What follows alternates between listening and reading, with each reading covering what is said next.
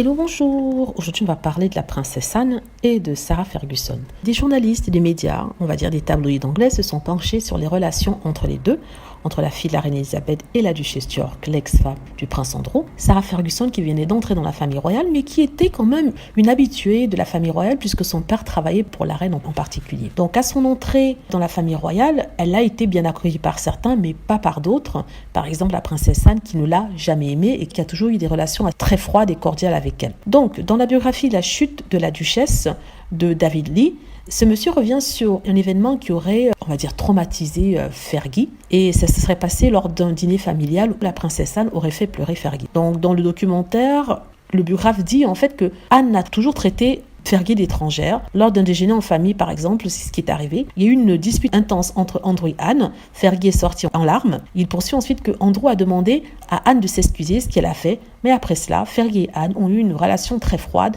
glaciale même. Elle rajoute encore que la princesse Anne n'a jamais soutenu Fergie, elle ne l'a jamais accepté. Bon, elle est la digne fille de son père parce que le prince Philippe n'aimait pas Fergie non plus. On ne sait pas si c'était avant l'histoire du petit orteil ou c'était après. En tout cas, elle n'aimait pas Fergie. Et d'ailleurs, Diana, qui était au courant de cette inimitié et de ce dédain pour Fergie, a demandé à la princesse Anne de donner une chance à Fergie. C'était lors d'une dispute entre Sarah Ferguson et la princesse Anne.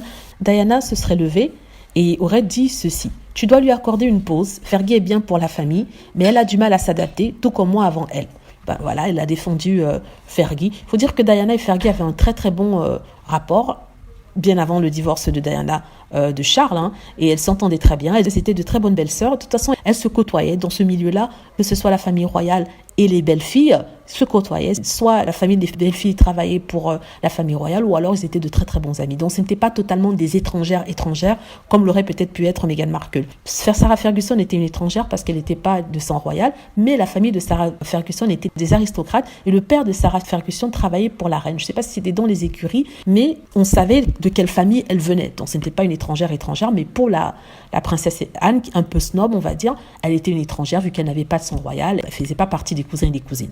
Voilà, j'espère que vous avez aimé la vidéo. N'hésitez pas à cliquer sur like si c'est le cas, à vous abonner pour plus de vidéos et à cliquer sur la petite cloche afin d'être averti lorsque je poste une nouvelle vidéo. Merci.